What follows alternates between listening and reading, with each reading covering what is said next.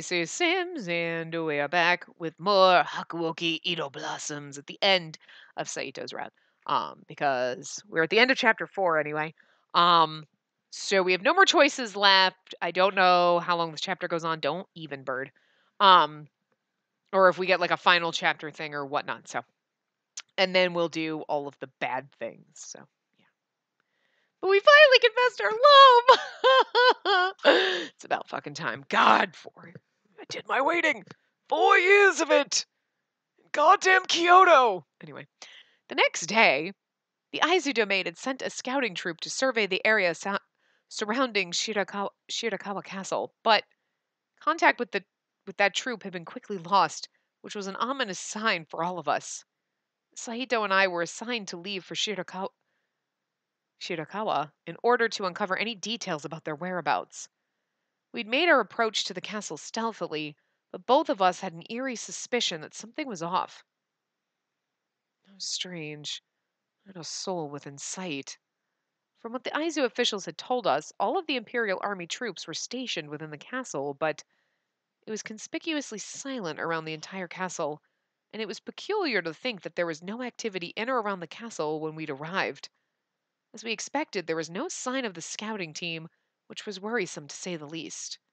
Just then, a rustle in the bushes startled us. Yamazaki! I'm kidding, he's dead, but Saito immediately clasped his hands around the hilt of his blade, drawing his attention to the rustling bush. Yukamura, get behind me. Okay. I hid behind Saito as he directed. He's like, don't you fucking dare die! He held in a deep breath, channeling all of his focus to listen for a sign of what the sound could be.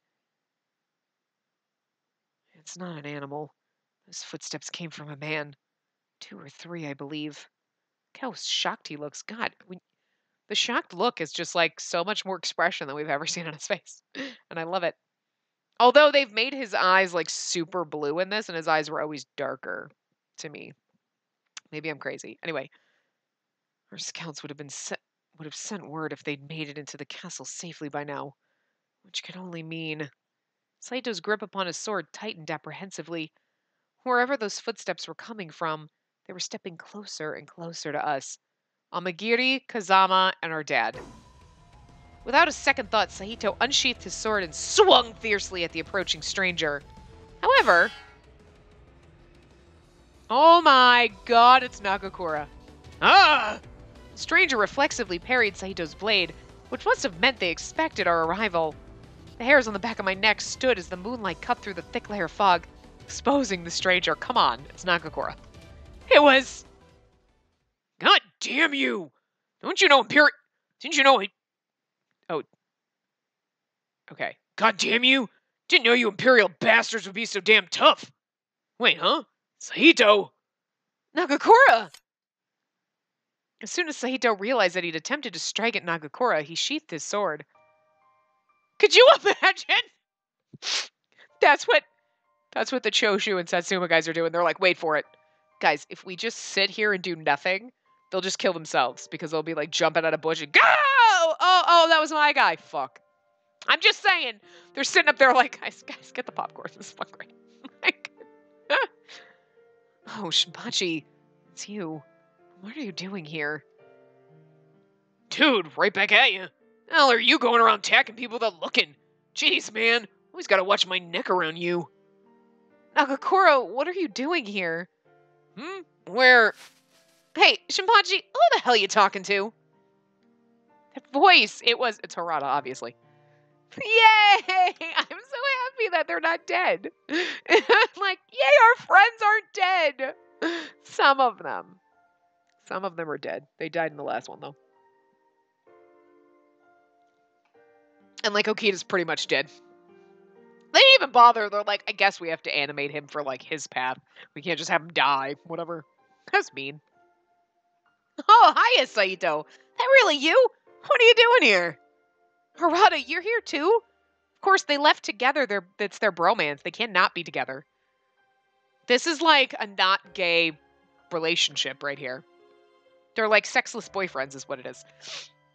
And if Heisuke wasn't a Fury, he would be left with them too, is all I'm saying. It's like It's the trifecta, but Heisuke's not there. But I'm seriously, like they were gonna go off on their own. They'd be like, I don't know what to do without you. We can't do this. They're like an old married couple who's not married. It's just, anyway. What's the meaning of your business here? Explain. So, hear us out. I came with Sano to Aizu to fight against the Imperial Army. Remember those Furies we fought in Kofu? We saw them, so we followed them out here.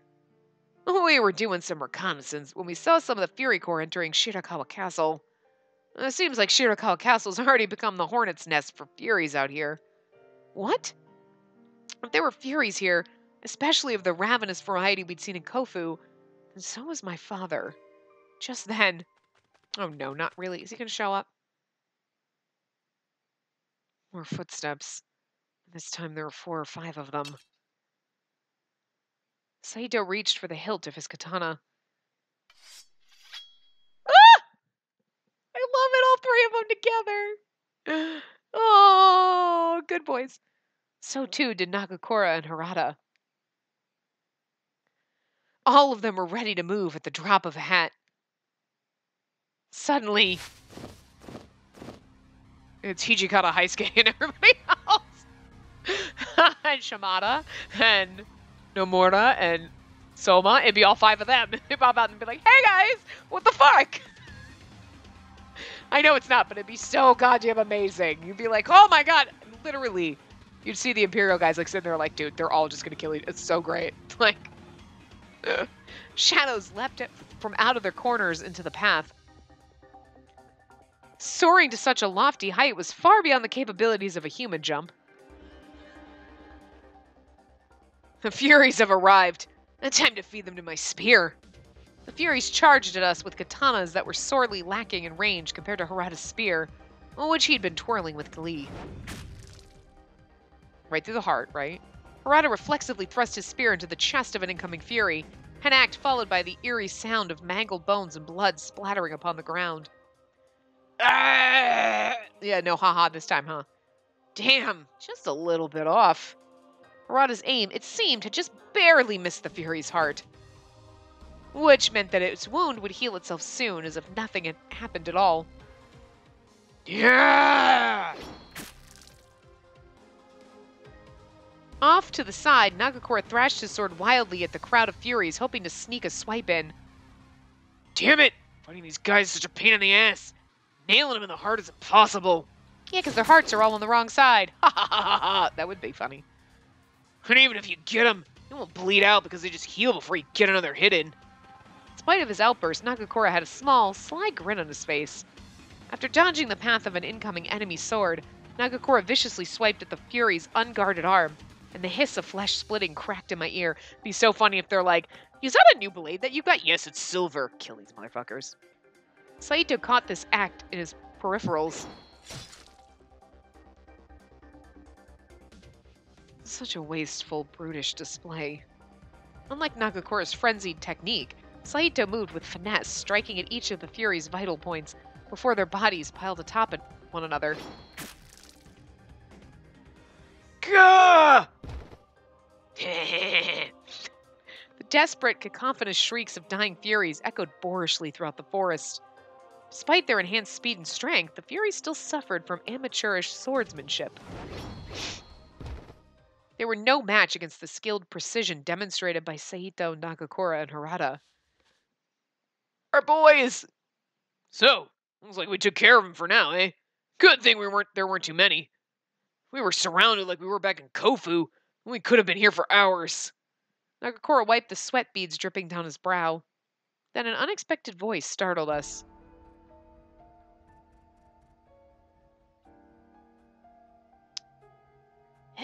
Help! Aizu is... From underneath the pile of dismembered carcasses, one of the Furies murmured a low groan. Still alive, huh? Well, no point in letting it suffer. Wait, he may have something pertinent to say. His mind may not have given way into madness just yet. Saito stretched out his arm to stop Nagakura, and then he cautiously approached the Fury. The Fury struggled to catch his breath as his lungs were becoming crushed by the weight of the other bodies. Saito looked him in the eye and spoke curtly. Just now you spoke of the Aizu. Grrr! Tell me everything you know. No funny business either. You might be a Fury. You probably know by now that you got no chance against the three of us. The soldier nodded with displeasure and began to speak. They're running experiments on Furies over in Shirakawa Castle. After one of their sessions, they told some of us that they'd kill us since we're obsolete now. Well, when we tried to escape, we started to feel real strange. You know what I mean? Who are you? Are you a member of the Imperial Army? The soldier shook his head languidly. We're no armymen, sir. Just civilians hired by the Imperial Army. The Imperial Army started recruiting farmers and merchants to join, so I volunteered to serve. If I'd known all the horrible things they'd be plotting, I never would have joined. They'd been plotting. That mean old son of a bitch. He made us drink this red syrupy stuff. From the soldier's description, I assumed he was speaking about my father, that old dude. Every time they sent us out one of those deadly bottles, one by one, my comrades would go mad. And we were done for. They have no use for us. Hearing the sins my father had been committing made my stomach turn. I was speechless. Hey, mention something about the Aizu. What are those demons planning to do? That old man plans on moving his experiments over to the Aizu domain, since they were the ones who originally owned Shirakawa Castle. With each word spoken, the soldier's sunken face became more pale, and he couldn't breathe without wincing. Something terribly strange occurred.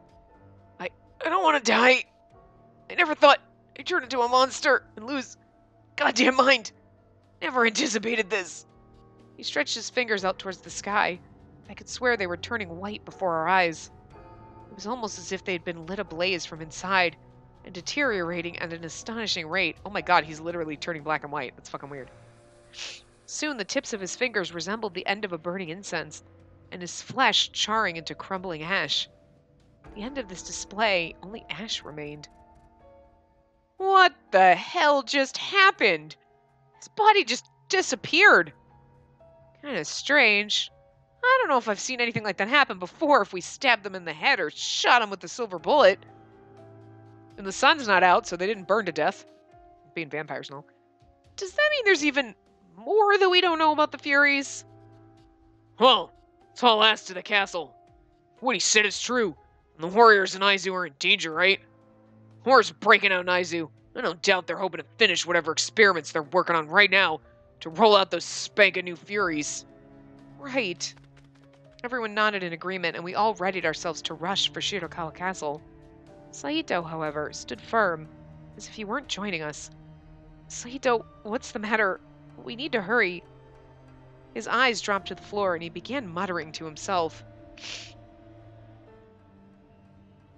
During our time in Kyoto, and even until now, there are countless men that I've slain and killed. The sword here is drenched in blood. It's not my place to cast judgment on their actions, especially with their wanton disregard for human life. To an outsider, murder at the hands of a warrior may be no different than a dangerous experiment gone awry. At the end of it all, blood has been spilt needlessly. However, some evils cannot be undone without another evil to destroy it. Oh god, he looks angry. My heart has condemned those who create furies, and as such, I promise to destroy those demons who do. Tenacious fire emerged behind Saito's bright eyes. His glare alone could have killed a man. After staring angrily at the ground for another moment, he finally looked up and faced me. Apologies for keeping you. Let us go. And so the four of us approached the castle gate, sprinting hastily through the dim, forested trail. Oh, look! See the castle! Any guards? Huh, doesn't look like it. Weird. You'd think with the war going on and with all those experiments they're doing, there'd be someone guarding the gate. Looks fishy to me. It may be a trap. Watch your surroundings carefully as we make our approach. We all nodded and stepped tentatively towards the direction of the front gate. Just then, Just then is like the famous, it's like in Danganronpa, they were like, right, right, right, right, right. And here, just then, just then, just then. The crack of gunfire thundered beside us. We all gasped and held our breaths, thinking a nearby rifleman had spotted our movements, but I know you're hiding over there. Hey, we're all friends here. Why don't we just stop at the games and just show ourselves, eh? I've been eagerly awaiting our battle here for quite some time. Oh, is that Shiranui? I'm assuming it's Shiranui. That voice. Yeah, okay, so I'm going to go back and read that. I know you're hiding over there. Hey, we're all friends here. Why don't we stop at the games and just show ourselves, eh? I've been eagerly awaiting our battle here for quite some time. I had a feeling you'd rear your head sooner or later. Enough of the charade. Show yourselves. The tall, tan demon, Shiranui, had been waiting for us at the gate's opening. You're here as well, eh? Saito shot a glance at Shiranui with fervent animosity. Have you any idea of what's being done inside this castle right now? For the most part. But I have no desire to help Kazama or that old codger Kodo. However, it'd be such a waste for me to abandon this opportunity to crush you in battle, too. I sure did miss all you so very dearly. I merely hope that you've prepared yourselves as well as I did, else this will become embarrassing for you. Although Shiranui's own agenda may have been at odds with both Kazama and my father, it seemed that it hadn't stopped him from seeking to become a nuisance for our own means. I assume this means you hope to impede our progress, even if we were to ask you to do otherwise. Suppose we shall have to force our way in then. Saito wrapped his fingers around the hilt of his sword. Before he could move, however, Nakakura interrupted. Saito, take her and get in there. We'll handle him. Yeah, time for us to settle the score with this chump. Once and for all, don't you fucking die on me. What? He's a demon. He wields a handgun. The two of you cannot possibly... He's right. If it's just the two of you against Shiranui, then you'll... Oh, what gives? You don't believe in us. Gee, it's kind of harsh after we survived all those close calls together, don't you think? I don't mean to express a lack of faith in you. It's just... Ah, really? I only have the two of you to play with? I mean, by all means, I don't mind. I mean, it's not like this will take long at all. Go ahead. I have all day. Hear that? The demon's given us his permission. Get out of here, Saito. We'll handle this idiot. Just haul ass and get done what needs to be done. Saito watched this interaction unfold silently, and he glanced between Nagakura and Harada. The kind of thing is they're right. We'll hold him. You go inside, because it's two of you against a castle full of fucking Furies and two of us against one demon. So I'm just saying. Their odds are a little better. After a moment, he nodded in confirmation. Understood. I'll see to it that the mission is completed. But you had better follow behind me, got it? Yeah, we know. Right back at you. Don't go dying on us either. I will not let him die, motherfucker. Without another word, Saito turned and sprinted in. I followed behind him as fast as my legs would take me. Saito, was it really okay for us to leave the two of them behind? Neither Nagakura nor Harada had ever drunk the water of life. They were both as human as could be, as far as you know. I mean, actually, Harada never did. Nagakura did in his path, but only because Inoue forced it on him. For the two of them to enter battle with a demon, let alone one as skilled with a gun, felt so reckless. Ugh, fucking A. Goddamn lamp. The same bulbs keep going out. To their credit, both of them are men of their word. With the utmost certainty, I know they'll keep their promise, so do not worry. Saito's words were bestowed with an unbreakable trust, one that had been nurtured for years beside men with whom he had served the Shinsengumi faithfully. Jesus. Within the castle's interior, it was hauntingly still. If the story told to us by the dying Fury outside of the castle was true, then there should have been dozens of Aizu soldiers and Furies waiting to greet us inside. Why is it so quiet? Didn't Nagakura say this place was swarming with Furies? I anticipated to be one of two options. Either our intended destination is in a distant room here, or... Saito's voice trailed off as he wondered to himself, and a chill ran down my spine. Then, a startling surprise.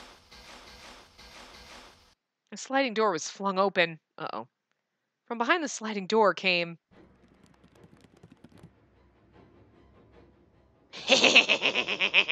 I was waiting for them to come back and laugh like that. A gang of feral furies. A gang of feral fur... A flock of feral furies. A flock of feral furies. That's what I should have said. Screeched to signal their arrival, and they leapt feverishly into the room.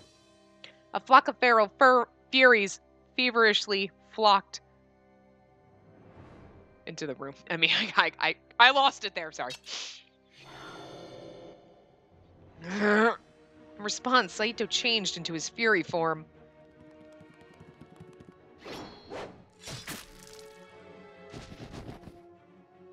He unsheathed his sword, then he weaved so agilely between the furies my eyes could barely keep up.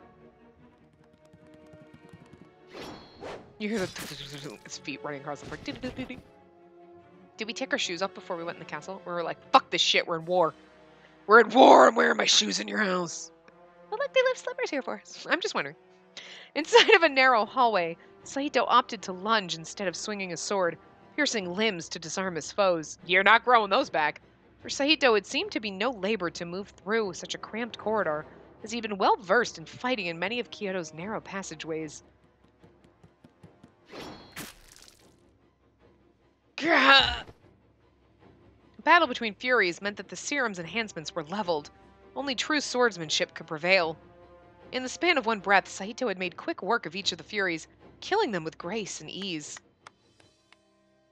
An awe-inspiring demonstration! How adept of you to dispatch my new creations in a flash! His voice, it was... obviously our dad, yeah. It's been so long since our last acquaintance. I've not seen you since Kofu, was it? Months and months ago. Father! It's been so long! It was 4 years before that. You didn't think that was long. I mean, Jesus, dickhole. I duly appreciate you delivering my daughter here to me. It saved me quite a bit of time to find her. I've not brought her here to hand her over to the likes of you. That may be, but in the end it matters very little. The end result will be the same, wouldn't you say? But the water of life suits you so nicely. So how many times have you tasted your new power? Has it been only once? Or has it been so many times that you've started to lose count? I owe you no answer. Oh, pardon me. How silly of me to forget to mention something from the last time we were together. Have you the faintest idea where your glorious fury powers are derived? Saito was hesitant to answer given my father's cryptic tone, and he thinned his eyes in anticipation of whatever tricks father might have had up his sleeve. However, it seemed father was posing his question rhetorically, and his lips curled into a grin as he continued on. Furies have capabilities beyond anything a human could do. However, humans bear the gift of a long lifespan. However, these powers are not bequeathed unto you as some act of charity. You're merely borrowing time from your human life to activate the potent force of the Fury. What? If what my father had said were true, then every time Saito activated his Fury abilities, it had meant that he was sacrificing his remaining lifespan? Saito's brows furrowed slightly, as if he were perplexed by this sudden revelation. Then he muttered in a composed, hushed tone. I see. That explains why the Fury outside had passed in such a strange way. But the thing is, he's also feeding on our blood, so that could actually be a good thing, because demon blood, you know what I'm saying? And Sanan thought that something in our blood could, like, help, you know what I mean? Or to help him recreate or, like, curb the bloodlust or whatever. So, I mean, maybe we're counteracting it. He'd be like, ha ha ha, unless you're feeding on demon blood. Bam! I don't know, that'd be great. Fury outside turned to ash without even leaving a single trace of his remains behind. So is that because when your lifespan has become completely depleted, there's nothing holding your body or your matter together? All sciencey right there. That meant Saito, having already drunk the water of life, will soon suffer the same fate? I can see the anguish in your eyes. If you only saw how stupefied you look. Actually, Saito doesn't look at all he's dead in the face. Each time you harness the power of the Fury, You're only edging closer and closer to your own demise. So what say you now? Doesn't this amuse you? All that you've been fighting for has turned out to be your own undoing. Hilarious, isn't it? Father began cackling to himself maniacally. Just as the despair began to sink in,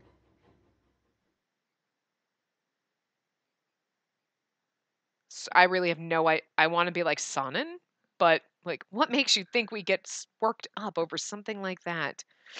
It's got to be Sonnen or Heisuke because they're the only ones that are Furies. A familiar voice called out from behind me. The voice, it was, yay! I was like, Sonnen betrayed us, so why would he be behind us? Heisuke, what are you doing here?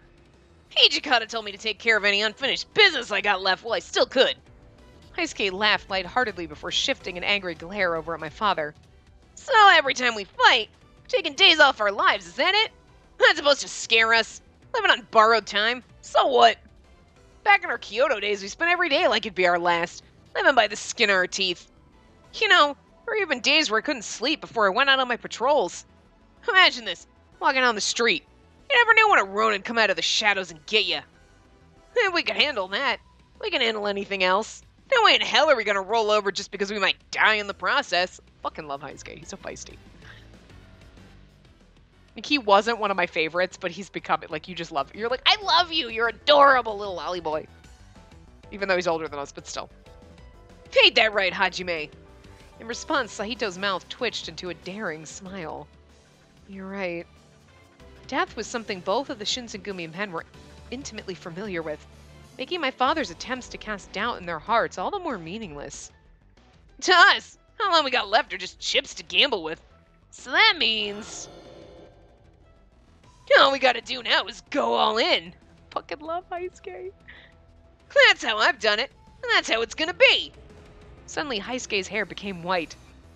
And honestly, the new Heisuke, like the made-over one, I love him so much more. He's so much more adorable to me. In one swift movement, Heisuke drew his sword and bolted rashly in Father's direction, before sliding the icy sharp blade across his rib cage.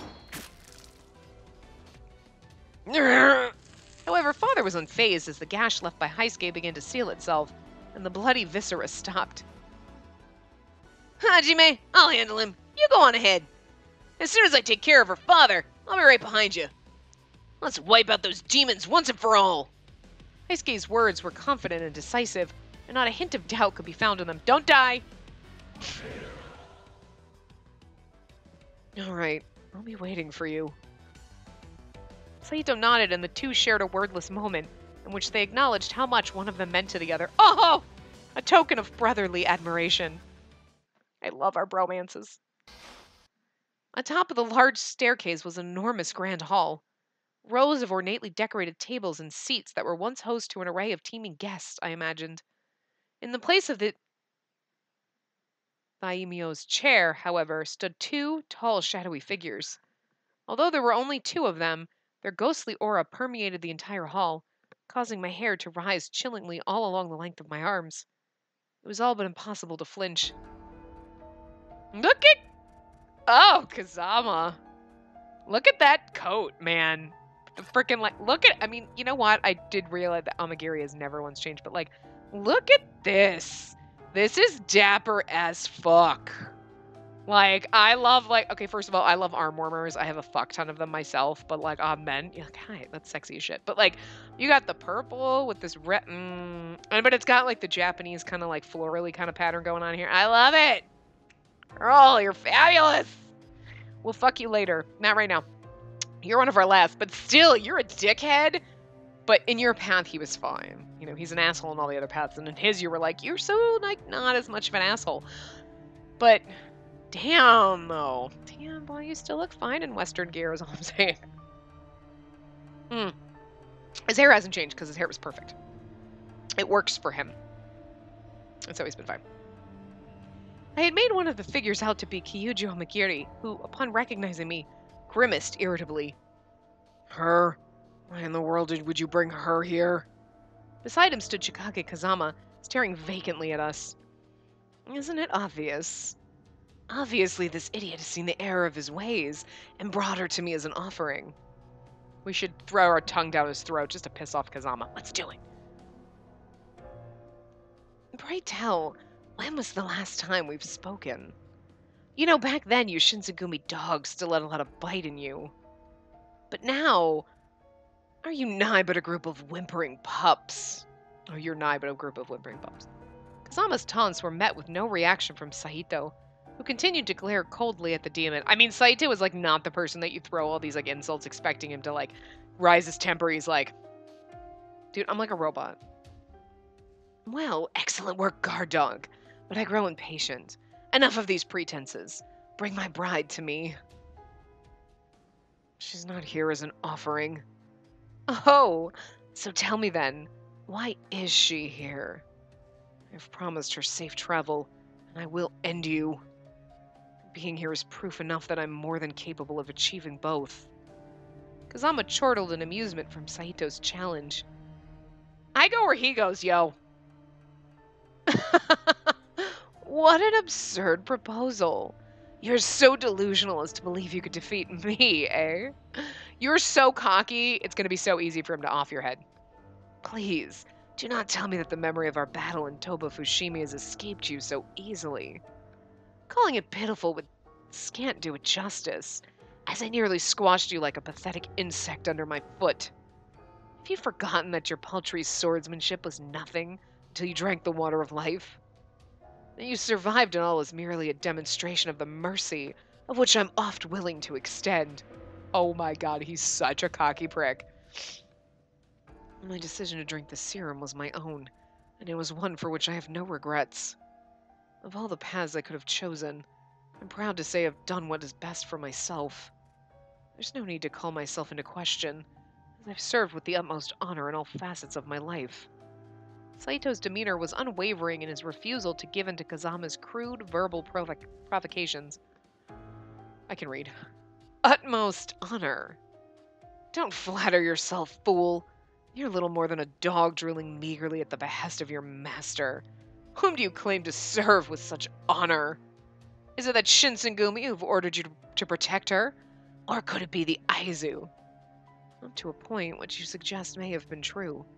However, from now on, Saito exercised control as he spoke, as if an intense azure flame was being stoked fervently in his eyes. She so adores him, the way she speaks about him. My actions are of my own volition. I'll see to it that you won't lay a finger on her. And that I can promise you. Time to shut that insolent mouth of yours for good. In an instant, Saito's hair turned white. Ah, at last, the poor dog has his bite back. All right, then. I welcome your futile challenge. Feel free to begin however you please. Amagiri, this is between us. Stay out of this. He's like, yeah, okay.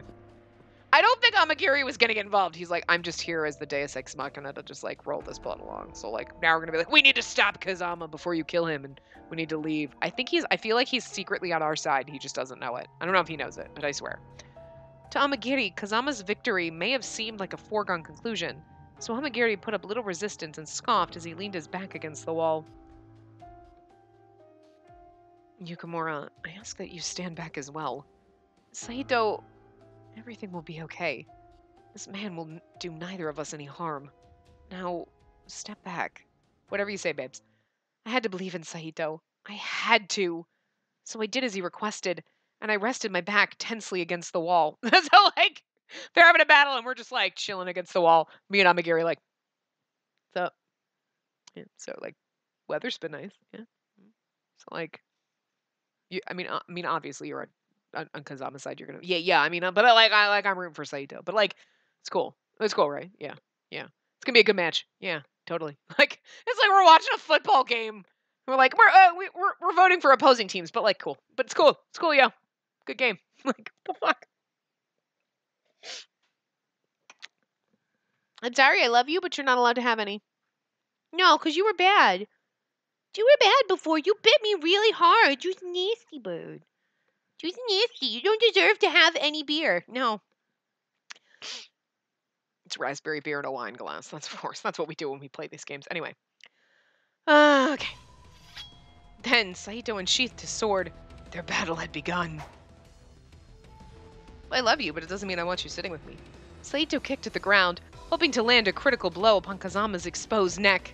Wouldn't that have been amazing? And so he'd be like, and you're like, point. Kazama effortlessly smacked at Saito's blade to parry the strike, and the two swords were fiercely locked.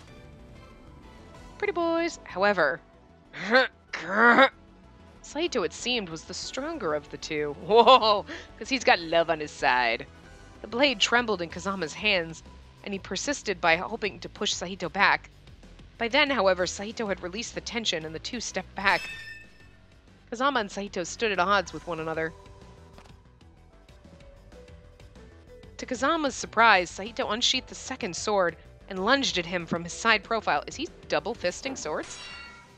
I'm sorry, Bird, but I gotta take my coat off. It's too hot for this. Kazama raised his sword to deflect the blow, but Saito edged him in speed by a fraction of a second. Every moment mattered, and Saito aimed a precise strike to knock Kazama's sword out from his hand. See, when Tim does this stuff, the art, it's beautiful. Like, Tim, good job, love it. Woo! Just do that and stop typing.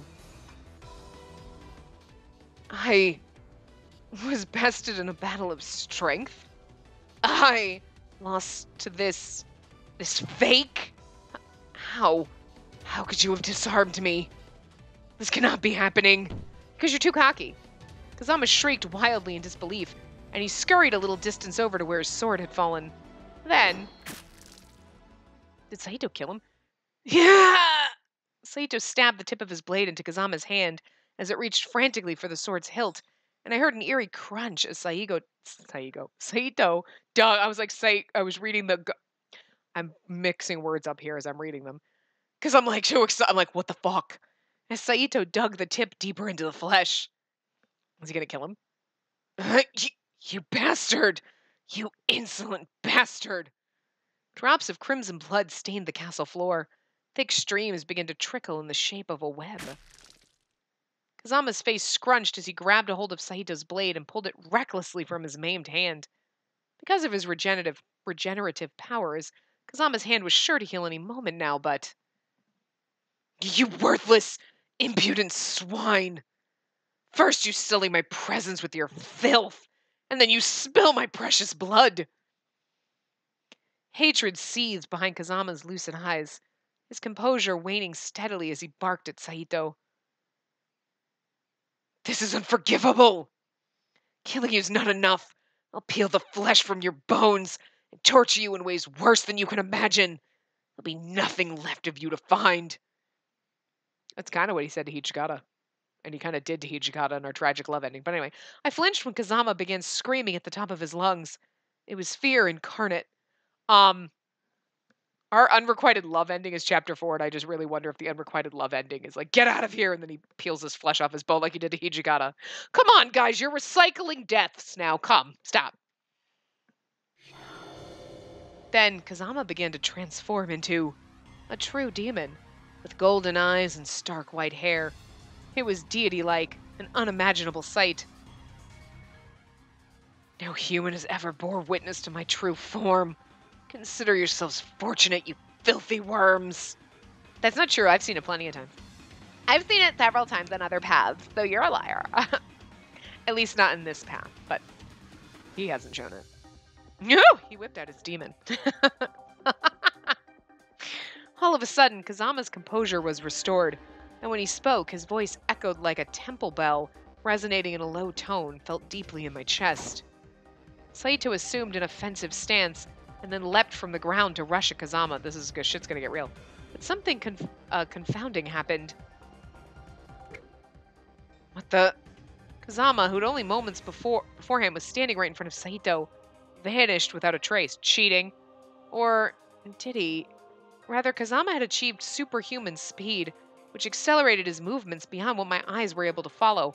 But you should be able to follow him because you're a demon. I shuddered to think what Kazama was capable of if he were to shift his focus from dodging to attacking. Just as I had been contemplating the worst, a blinding flash cut through the air. And as my vision was restored, my fears had been realized. No, not our baby! Blood spurted from a fresh wound in Saito's chest. Saito! I had no time to react, let alone see what happened. I hadn't seen where the source of his wound came from, but then all of a sudden another bloody gash appeared on Saito's arm. Thick deluges of blood trickled from Saito's exposed flesh, gathering into a pool underneath his drenched body. Ah! Saito began to cough blood violently from his mouth. Although his fury powers would have normally healed those lacerations shortly after they'd been inflicted. Silverblade. Kazama was ruthless. He swung again and again from the shadows, giving Saito no chance to defend himself. Jump in! When Kazama hits you, he's gonna freak out and then you stab him. No, leave him alone. You're no match for me. Not as a demon, but, you know, when you were kind of in your human form, you suck. Tell me, has your courage left you so quickly? All you need is one good stab. You had vowed before all present that your victory was assured thanks to the powers of the water of life. Such a shameful display. Collect yourself at once, or you'll suffer from how much blood you've lost. I want to squash you like the pathetic insect you are. Even with his enhanced strength and speed, Saito proved to be little match against Kazama's current state. The Grand Hall, once immaculate and lavish, had now been covered by gruesome splatterings of Saito's blood. Oh, it was a traumatizing sight, and I couldn't help but cover my eyes in horror. Saito's legs wobbled underneath him as he struggled to endure the grueling pain. It was a pain that I could not begin to fathom. Saito coughed violently once more. In an attempt to support his body, which was under the verge of collapse, he stuck his sword into the ground. Oh. What's the matter, fake? Can't even stand up anymore. Kazama walked behind Saito and grabbed him by his blood-soaked hair, forcing him to look up. Tell me again what you said. How I wouldn't lay a finger on her. How you'd shut my mouth. You were so confident, so bold, and now look at you. Is this what you want? Where did all that talk about volition and choosing your path go? Not so easy after all, is it? Saito drew a haggard breath, but his eyes were fixed right on Kazama's seething glare. But I am a man of great generosity. If you grovel and beg for my forgiveness, I may reconsider executing you here and now. Let's see. First, why don't you get down on your knees, rub your forehead against the floor like the ill-mannered swine you are, and apologize for your behavior?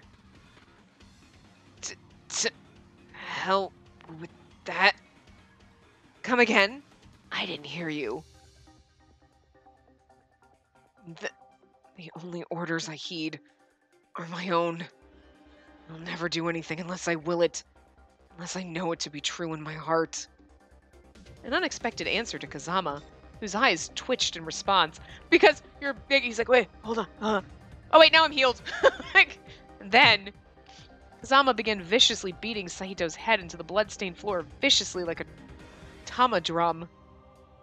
He began viciously beating Saito's head into the bloodstained floor, viciously. He's viciously beating it viciously. Wow, Tim got a hold of this shit. Won't follow an order unless you will it. Is that so? You disgusting, arrogant piece of rat shit. How dare you speak to me so boorishly? Man, this last chapter is going really long. I did not think it was going to be this long. To be dead honest with you. Shit.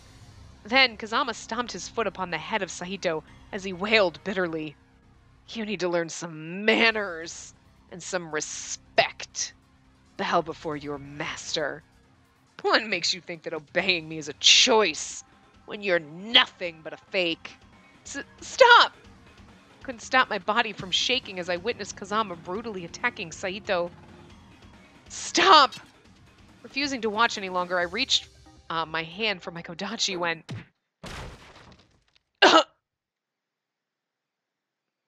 Amagiri brushed off his shoulder and quietly approached Kazama before throwing a fist at him. Why? So unsightly to watch a warrior humiliated like that. Sick behavior is unbefitting of any man. Less so for a demon. That's the only reason. Amagiri then looked over at Saito, who was lying in a shallow pool of his own blood. See, I told you, Amagiri ex machina. Like, he does everything. It's like, always, we're getting our ass kicked. He's like, it's just, nothing. It's not because I love you guys. And, like, he wore me my cold dead heart. And, like, I'm on his side because I'm like a demon, but you guys are great. I'm like, I love you. Like, I swear to God, he loves us. He wants to be friends with us. He just can't admit it. Saito, grab your sword.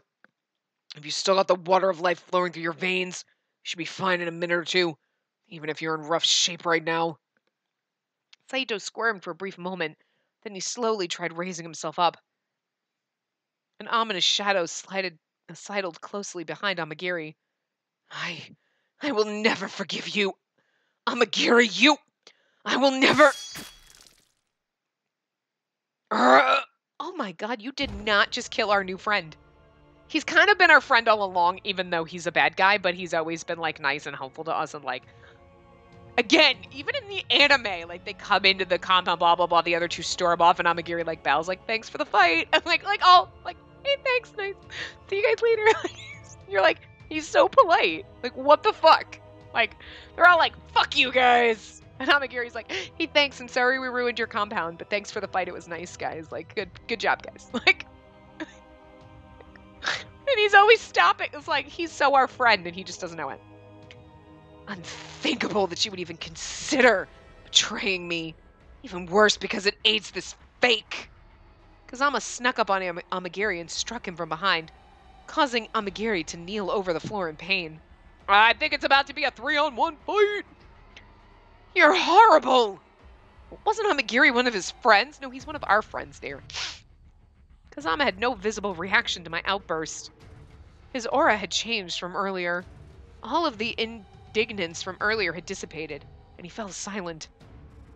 Kazama's appearance became ghastly, and all of it was flipped on its head. The glow of his golden, demonic eyes shined above Saito, who had mustered enough strength to stand. Saito! Stand back, Yukimura. Do not come any closer. It bit into my lips, and I stepped back as I was told. I wanted nothing more than to fight alongside him, but I had to accept the truth that doing so would only serve as a burden to him, so I was in a bit of a conundrum. I'm in a bit of a pickle. Kazama and Saito glared at one another, and the air around us was thick with an electrifying tension. For Saito, timing was everything. And all it took was one crucial swing, and victory was his. My knees shook as the tension reached its peak. It's like they're foreshadowing that he's going to get one crucial swing in. Which is what I said, because I was like, you just stab right at the right time and like right through your heart. Bitch. That would have been amazing. Please, Saito needs to kill him. It'd be great. I'm sorry, I know that people love Kazama, but in this path, he's a goddamn fucking asshole and we want him to die. In his path, it's like, no, it's okay. I'm just saying. Kazama, assuming his battle-ready stance, had broken from his stoic gaze into a malicious smirk. And then, look, if one of them has to die, if there can be only one, it's gonna be Saito. That's all I'm fucking saying in this path. The wind pushed back my hair from the force of Kazama's swing, which Saito had thankfully dodged. However, Kazama had anticipated Saito evading his strike, and the demon spun his body around and swung his blade with all of his might at Saito. Saito! Saito had been flung against the wall, kicking up a cloud of dust as he landed. A coughing fit followed soon after, but Saito raised himself back up like it was nothing. Kazama, however, gave Saito no chance to gather himself, kicking at the ground to lunge for Saito. No, just a... Nope. No, stop. Stop. Just get a good shot in, Saito. I believe in you. You can kill him. I know that the game is just doing this to dick with us, but it's killing me. Anyway. Too slow. Too slow, you little insect. Damn it. I can't find an opening. Saito wavered around Kazama, trying to hit at Kazama from all angles. Oh, weaved around, sorry. But Kazama parried each strike without exerting any effort. The metallic hiss of their blades clashing stung my ears, and I watched Saito struggle to find an opportunity to strike as Kazama easily neutralized each attack. You know what? He's focused on Saito. You should just run behind him and stab him in the back. And then the sword goes right into Saito, and you're like, well, I mean, our chances for victory dwindled with each moment. I nervously wrapped my fingers around my kodachi. All I'd need is a second. I was under no delusion that I could cause any harm to Kazama, but yes, you could if you stab him in the heart. If I could successfully distract him, then maybe it would be enough for Saito to get the better of him. I took in a deep breath, clenching my fist when Nagakura, Harada, or oh my god, is it Hijikata? Is it fucking Hijikata? Because he's the only one that says A. Anyway, hey, Saito, the hell's going on in here? I'm looking a little rusty. Did you forget how to fight since we've been gone?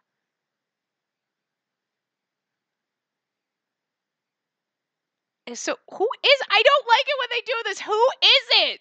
Like, but then you're like, is it Nagakura and Harada? Because they were outside, and you'd think. Anyway, I thought we had a rule that you gotta watch your back when you're in the middle of a duel, remember? I think the rule went... Oh, it's all of them! Yeah! I love it! I was like, is it Heisuke? Is it fucking... Did Hijikata come back? Is it that? It's all of them! Not Hijikata, but it's the three of them, but anyway. Never fight alone! Woohoo! Nagakura! Harada! Heisuke! I know, I'm so fucking excited to see them. I know we're in Saito's path, but I still love all of our boys. I'm so excited. Like, each of them were filthy, covered in thick layers of blood, sweat, and dust. The result, I imagined, of their hard-fought battles. Sorry for keeping you. Let's get this over with, shall we? Right. Oh, that was... Oh, I was reading that in somebody else's voice entirely. Anyway. Right. All right, there. Here we go. Fucking Heisuke is, like, so fucking feisty. I love it. He's like, yeah! It's fucking crazy. I love him.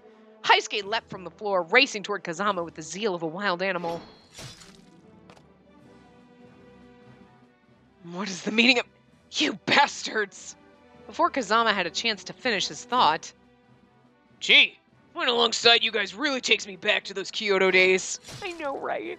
This is the best ending ever. Sorry, Kazama. But, like, not sorry.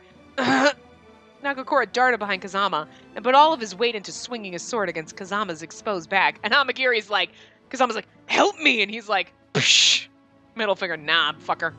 Nah, bitch, I'm out. You goddamn fools! Kazama turned around to aim a retaliatory swing at Nagakura, but...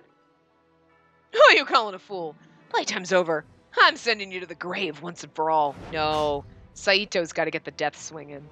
Next came Harada rapidly charging forward with his spear, which was aimed right for Kazama's heart. Alright, now's your chance, Saito. Time to show everyone what that sword of yours can do. I know. Saito seized his sword and he hopped in front of where Kazama had been standing. Suddenly all was still. A suffocating tension gripped everyone in the hall. Just then... A flickering sheen following the path of Saito's polished sword, moving faster than the blink of an eye. Look at the... It's like... It's not the normal art style that we're used to. It's a completely different, like... But it's still really fucking cool. I feel like it's, like, enhanced. Like, it's, like, a totally different art style to be like, this is the enhanced, like, you need that. Like, this is special. Like, this is the thing. By the time I'd realized what had happened, a gaping wound was cut across Kazama's abdomen. Saito stood tall, his blade unblemished by Kazama's blood. He had performed a perfect iai to the point that his blade had seemed to everyone invisible. Was Saito really able to land the perfect strike on Kazama? Of course. Because game. For whatever reason, time was moving excruciatingly slow, and a silent tension still permeated the air. And then... a blood-curdling shriek bellowed throughout the hall. You're like, you just ruined the perfect moment. Kazama fell to the ground, still as a rock. Did we do it? Everyone's fatigue was starting to set, dubiously doubly so for Nagakura, who spared no moment dropping to his knees. Saito, on the other hand, still stood with his sword firmly in his grasp, and he walked toward Kazama, right through the heart. Kazama's body had returned to its original form. As Saito sauntered quietly towards the fallen demon, it was Amagiri who had reached the body before Saito did. Amagiri crouched down, inspecting Kazama's bloody body to verify whether or not he'd truly been killed. And then, Amagiri stood up and he shook his head silently. That swing was something to behold. You have improved, Saito. Saito nodded stoically in return. There's something I must tell you. What would that be? Koda was close to discovering a breakthrough with the water of life and an experiment on these lands. His hope had been in finding an antidote to ease the Fury's symptoms, prolong the life of the inflicted. Supposedly, over in Musu, is an oasis containing a pure water, which cures the water of life's dire effects. Musu no Kuni? A term referring to the northeastern region of Japan. Did your journey lead you to discover this oasis? The chances of extending your life increase greatly. Hey, thanks! Amagiri, you're totally our friend. He doesn't know it, he's our friend. Well, sort of. Suffice it to say, it will not wipe away all the effects, but it might make life a little bit easier. Why are you telling me this? Because never have I seen a truer samurai. It'd be a shame to let you go to the afterlife because of some damn poison. The war's not ending anytime soon. Way further north, out beyond Musu, there's a lot of blood being spilled out there. As far as the Sassuma's concerned, I bet they're getting their revenge on the Tokugawa clan for what happened in Sekigahara. Everyone's got a bone to pick. I can't do his voice anymore. Like, we didn't even... Anyway. Battle of Sekigahara. The battle that the Tokugawa clan took over the country and divided the country in two. The Satsuma lost and were treated horribly by the shogunate for many years. That's why you don't treat your enemies horribly, because then they get stronger and then they kill you. Such is the way of the world, they say. In 100, even 200 years from now. What a tragedy it would be if Aizu were to be in the same position as the Satsuma and Choshu are today, wouldn't you say? So I want you to consider your position carefully. As in, think about your role in ending all this violence, this turmoil in the future. How are you going to stop all of your countrymen tearing each other apart? To end their hatred, their suffering? He's like, I'm going to Disney World. Going to Tokyo Disney? The kanji for warrior means to stop one's arm. Magiri's eyes were thin and relaxed, and his lips formed a peaceful smile. Then, without another word, Amagiri left us. Told you Saito was going to kill Kazama. And I'm sure there's so many people like, no, Kazama! It's fine. He's a dick in this path. We don't care. He needed to die, motherfucker. I'm sorry. It's just really, Saito needed to win. And look. Ryoma dies in all the fucking routes. Yamazaki dies in all the fucking routes. Okita's pretty much fucking dead in all the fucking routes. So I'm just saying, it's okay as long as Saito's alive in this route. I'm not saying I want Saito to die in any of the routes. I don't want any of them to die in any of the routes, but Kazama's a bad guy, so understandable. After our conversation, each of us scattered throughout the castle's corridors, releasing Aizu's soldiers who'd been captured by the demons before we left at dawn. On our way out, we were welcomed by a serene and clear sky. My skin felt pleasantly cool in the fresh air. Saito, are you okay? How are you feeling in the sun? This is nothing. He's like, do you see what I fucking just did? How about you, Heisuke? Well, nothing to worry about if I walk in the shade. I see. What a bright sky. Well, that takes care of the demons. Which means all we gotta deal with is humans from now on, huh? Man, you really got me thinking. What good can any of us really do to stop all the war and bloodshed from happening? Jeez, give it a rest, man. The answer to that question is probably too much for your little brain to compute. The hell did you say? My brain is fine, thank you very much. Furthermore, it's my job to ask. Way to stop the war and bloodshed, huh? I mean, you can't really get anything done on your own, could ya? So you'd have to amass a lot of power. You gotta get so powerful that all your enemies say, look, there's no way I'm gonna go against those guys. And then boom, no one would mess with us. Man, you really got a thick skull, don't you? You really think the world's that simple? Guess what? It's not. No, the more power you have, the more people want to mess with you. And they do it in shady ways because, fuck you and your power. I mean, if you go whipping your dick out, like, look at my power, you know what I mean? Shh. Just gotta keep it to yourself. What? You watch your mouth, you stupid brat. Nagakura jokingly wrapped his arm around Heisuke's neck, then dug his knuckles into Heisuke's scalp. Aw. Well, whatever's the case, the war's kicked off. Which means we got some work to do. So we need to get over there and help our boys out. You're right. Well, I need to meet back up with Hijikata, so I think this is where I'll have to say goodbye. How much I got left in me, I couldn't tell ya. But I made it this far, I'd be a fool to stop believing. Right on. Be careful. Just letting you know, if you die in some dumb, hilarious way, I'm telling everyone until death takes me too. Take care, Heisuke. Yeah, later, guys. Heisuke bowed curtly, then sprinted down the mountain path. His wave and smile sparkled beside the horizon. Aw, bye, Heisuke, we love you. Well, time for us to get going now, too. Gotta brace ourselves for the war front. Right.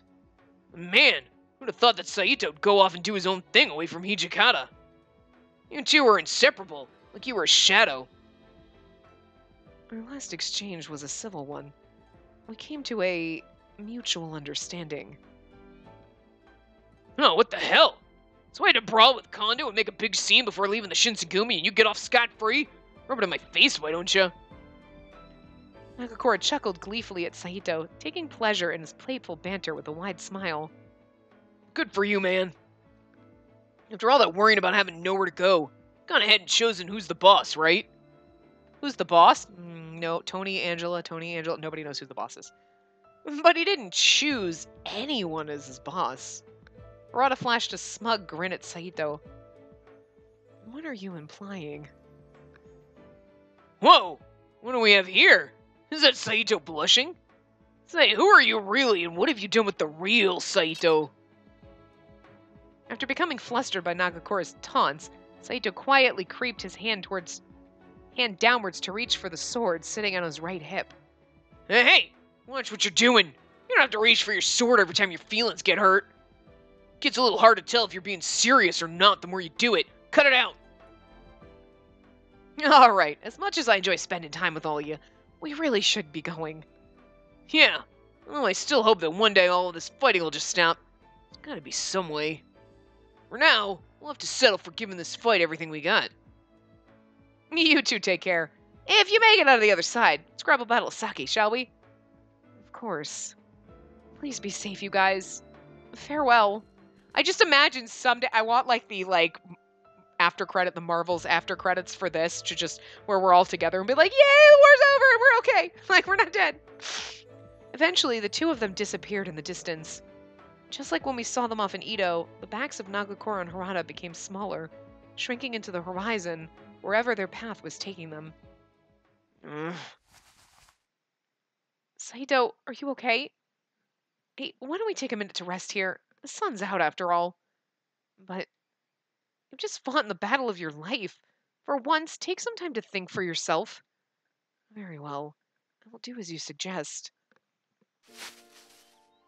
Oh. Got almost knee-high boots, Jesus. Saito found a shady spot underneath a lush tree. Oh, look at how fucking pretty he is. Oh, God, her derpy eyes ruin it. But, look at how pretty he is. I long held the belief that emotions were nothing more than a distraction. Something that hindered one's ability to make split-second decisions. I grew afraid that I would never be able to fight alongside any of those men again. I know. Oh! Look at him. He's so beautiful. Similar to after the Battle of Toba Fushimi, we were left with the difficult task of bidding our dear friends farewell. These days will never leave me. Neither those moments spent in Kyoto, nor our triumph today. No matter how much time passes from this very moment, these days will be burned into my mind for eternity. Same here, Saito. I'd be lying if I said it didn't sadden me to think that I may never see everyone from the Shinsengumi again, but it was inevitable that all of our paths would diverge someday. What mattered most was that our futures were determined by our own will. Our only choice was to live honestly and with conviction. There was no chance to look back or falter, or give in to any urge to let ourselves become consumed by our doubts. We must be strong. That's so beautiful. Look at him. God. Just erase her out of that. It's just beautiful. Yay! We'll see if there's a little after thing. 10 years later. Ah!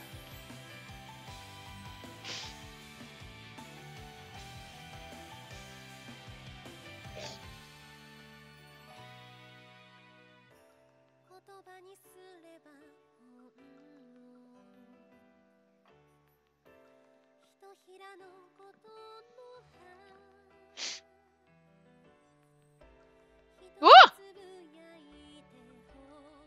Sorry. That's interesting. Okay, so remember when we played Kyoto Winds, I was like, oh my god, Ryoma is fucking Sebastian from Black Butler. But the name was wrong in the credits, and I was like, huh, maybe it's wrong on the thing. Daisuke Ono. Fucking A. He was on the credits there. So he at least does, I don't know if he does the voice in the first one too. I would assume it's the same person. Because it's never different people.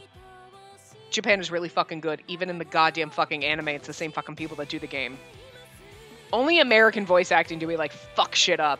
We're gonna have this voice in this game, but then this person's gonna do the voice in the second game, and then this person's gonna do it in the anime, but then when we have the second season, the anime's gonna be somebody totally different. It's not that bad. The game and anime are always different. I don't know why they hate us, but it's never the same, but it's always the same. Like, I have never seen an instant where it's different, where, like, the game and the anime voice is not the same. It's like, you are this fucking character. You live this character now. So, I just realized Sebastian gets his shit up all over everything, too. Now it's kind of fun. Because that one anime I was watching, like, the second the character showed up, he was, oh my god, the second his voice, he opened his mouth, I'm like, he sounds like Sebastian. Totally fucking was. I was like, it's great. It's fucking great. Love it. All right, let's see. Do we get an after credits? Do we? Do we? Anything? Yeah! Final chapter. We'll do the final chapter, and then we'll do all the bad stuff in the next part. Oh, wait, it's going to be like the I Stayed by His Side. It's legit going to be like the little end thing. It's not really a chapter. Saito and I found ourselves in a land to the northeast known as Izo. Izo, an island located off the coast of Musu, of the Musu Peninsula. The Masume domain controls a portion of it. It's now known as Hokkaido. Ah, there you go. I've heard that before. War continued to ravage the lives scattered across the land. The stench of blood was thick in the air. June 18th, 1869. Only when the shogun had offered his terms of unconditional surrender did the bloodshed cease. So we did! We survived and we get... Oh my god, wait, do we get to go? Once the chaos had subsided, word reached us of Nagakura's return to Edo. Given his unrelenting dedication to the art of the sword, I wouldn't be surprised to hear if he'd spent every day since arriving in Edo honing his skill. Harada, who had originally traveled beside Nagakura during the war, supposedly left the country, making his way to a faraway place known as Manchuria? For some reason, the image of Harada gallivanting on top of a large stallion across a meadow came to mind. Why did you leave, Harada? Okita, who had been fighting his illness in Edo, never recovered from his disease and passed away. That's so sad! You knew it was gonna happen, but that's depressing as fuck. They're like, Okita died. Like, fuck, we knew he was gonna die, but you didn't have to, like... He never even showed up. Hijikata, whose travels took him from Sendai to Izo, fought bravely in resistance to the Imperial Army until his dying breath in battle in Hokodate. And Hijikata actually did die in 1869, so, I mean, real life so. Hokodate, a port town that had been open to foreign influence after the passing of the Kanagawa Treaty, later flourishing from sudden influx of trade and commerce. But that's still sad. So you're like, what happens when we're in his path? Well, obviously, like in Okita's path, he doesn't die, so history's not like whatever. Heisuke, I'd heard, gave his life fighting alongside Hijikata. Oh no! This is the worst final chapter! This is so sad. All our friends are dead. Heisuke had accomplished what he'd hoped for. His loyalty to Hijikata gave him the opportunity to witness how the myth of the Shinsengumi ended. Soma ended up surrendering himself to the Imperial Army as the last standing chief of the Shinsengumi. But Soma isn't the chief. Well, as for Nomura, we discovered that he met his end in the Battle of Miyako Bay. Battle of Miyako Bay, a naval battle in which shogunate forces sought to commandeer ships from Imperial troops anchored in Miyako Bay. It was a failed attempt. Aw. Man! As a punishment for putting up a resistance to the Imperial Army, the Aizu domain had their territories revoked, and they moved to Tonami in the far north. Tonami, the region in which the Aizu domain conducted the majority of its operations. Currently it is known as the Shimokita Peninsula and the Aomori Prefecture. Frigid temperatures made Tonami a wasteland. The dry, cracked earth made trees and fauna a rare sight. The Aizu were subjected to a plight unlike anything they'd ever seen, left to survive in the harshest of conditions. One day out of the blue, a message for Saito came from the Aizu. Although it hadn't been the most colorful of proposals, they invited Saito to live with them in amnesty.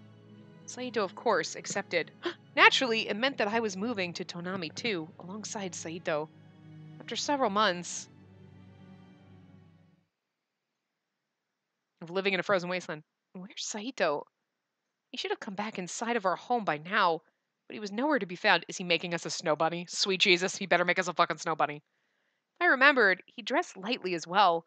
It may be better for me to search for him. I wrapped myself with a thick coat and made my way through a blanket of fresh snow before I'd found Saito. Hoping he hadn't frozen to death, I hollered out to him. Saito! Okay, so now we're gonna have a nice ending, but it's like so sad. You're like, everybody died. Nagakura's fine, everybody else is fucking. Oh, Harada ran off, everybody else is dead. What the fuck? However, Saito showed no reaction. He continued to stare vacantly into the distance. Was it because I was far away? I raised my knees high as I took large steps through the thick wash of snow, slowly making my way to Saito. They're like, hey, you could come live with us. And he's like, sure? What the No! You're like living in New England right now. That's basic. It's a frozen wasteland, so it's like New England, like 9 out of 12 months. Okay. Saito, what are you doing here? Look at yourself. You hardly have anything warm on. Saito, however, continued to ignore me. The fuck, dude? Saito, why won't you answer me? You can hear me, can't you? He was only arm's length away from me. And still, he refused to turn around. Saito, what's gotten over you? I stomped around his side to look him in the eye, but he merely averted his gaze. What's going on? After stopping to think for a second, I finally thought of the reason why he may have been ignoring me. Because we're calling him Saito. He's refusing. That's fucking cute. Hajime! There, can you answer me now? After calling him by his first name, the glimmer of his blue eyes finally came into view. You seem to have forgotten your promise to refer to me by my other name. Well, sorry, force of habit. I've been calling you Saito for so long I couldn't help it. Anyways, what are you doing out here? You must be freezing. I love it so funny. He's like, hello, Hajime? Yes, dear. So fucking cute. He's like being a dick on front. Like he's a fucking. Not hello. Call me by my first name. He's like, I'm not gonna answer to Saito. Not when it's you, bitch. I guessed that if I were to wait here, eventually you would come looking for me. So you were waiting for me? But if you had just come straight home, you would have found me. I know that, of course. Then why are you waiting for me here? Do you want to build a snowman? Of course I want to build a snowman. Oh, God. I asked him indignantly, but Hajime hadn't answered me. I love the fact that we're calling him by his first name. Did you really leave home without bringing something warmer to wear again? Your shoulders might be cold as ice. The cold has no effect on me. But the temperature is below freezing, and it has an effect on me. Fucking numb. Let's hurry home. We can warm our bodies back up. beckoned Hajime to come with me back to our house, but he was rooted. Wait. If we just wait, we will see it. See it? See what? You'll see. Just wait a moment longer. Huh? What Saito was referring to is completely beyond me. What Hajime was referring to. So I stood next to him, shivering in my cloak. It's coming. His head was turned upwards. And then, snow? That's so cute. Small white flakes of snow began to flutter down lazily from the sky. Oh, snow. Is this what you wanted to show me, Hajime? I wanted to watch the snow fall with you. After another moment, the white flakes began to descend in greater numbers, falling calmly on our heads. Oh, look at how fucking beautiful his face is! It's beautiful. It really is. I meant him, not you, but it's fine. And the snow. Ever since we had moved to Tonami, snow had become a sight at which we were very familiar. Yeah, we moved there and you're like, it's beautiful! But it's been snowing for 6 fucking years. Even so, watching the snowflakes float tenderly from above, without a sound, was gorgeous. It was a gorgeous, ephemeral experience. Both heavenly and fleeting at once. I understand if you're totally in love with someone that you can deal with this, but this is trauma for me right now. Oh my god, no. I moved away from this. So mesmerizing, it felt as though time suspended. I just imagine because she's makes it sound like it's a barren wasteland. It's all it does is snow. There's no food and trees and it just snows. And that sounds like hell. Living in a place where it snows in the winter, fine, you could suffer through. I mean, because you don't have to try to drive in this shit because cars weren't invented then, so anyway. I knew you'd say that. Hajime stared into the sky with me, letting a little murmur slip from out of his lips. Even as we entered a new age known as the Meiji era, it did little to halt the tide of strife still festering about. Over 300 domains were scattered throughout our country, once institutions, now history. With that, Japan as we knew it henceforth was born. Daimyos were stripped of their power and property, which also meant no stipends for mercenaries or ronin. In fact, the government began to implement a kind of conscription service similar to the West that encouraged all civilians to serve in one large unified army. Movements to ban the carrying of swords began to gather steam as well, citing the barbarianism that had plagued our country for so long. The Swords and Firearms Control Act. That then gets repealed in Shinjuku. Because this is totally linked with what happened in Color X Malice. Same thing. Maybe that time will come soon. A time when the world will no longer need warriors. It doesn't matter how many men seek to change the world. Warriors will always exist. Even if they take away our right to carry a sword, it does not make anyone any less of a warrior. As long as your actions ring true to what your heart tells you, a man is capable of being a warrior, no matter the age or family into which you were born.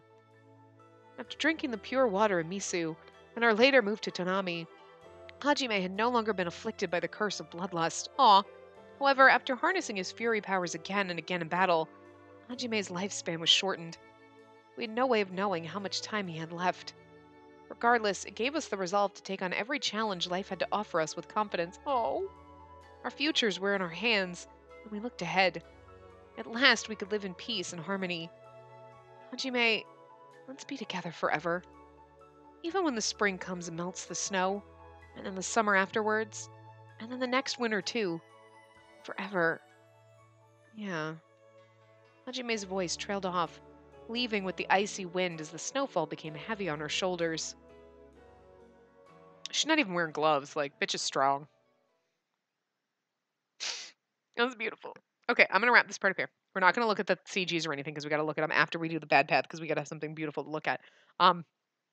But we are going to then, in the next part, go down all the bad endings. So this is perfect. You're as cold as ice. Zoo. So, yeah. So we'll go down. We'll get all our bad endings. So this is perfect. So we ended in anything. You're gonna do anything, game? It's weird. It's just a black screen of death right now. I don't know what's happening, but there we go. It took too long. It was scaring me. So we're gonna go. Yeah, like I said. So we'll go down his bad ending. So this is perfect. We ended in the happy end. Oh, so you could be happy and blissful. The next part, what we'll do is we'll just do all his bad endings. We'll check out the gallery. So I can't imagine it going to be a long part, even though there's technically, I think, 5 bad endings, because there's one for each chapter, and then there's the unrequited love ending. So we'll just go through them in order that's in the thing, and then we'll check out the CGs. So it'll probably be a short part, but yeah, I will. See you guys next time. Remember to give the video a big thumbs up and subscribe to see more.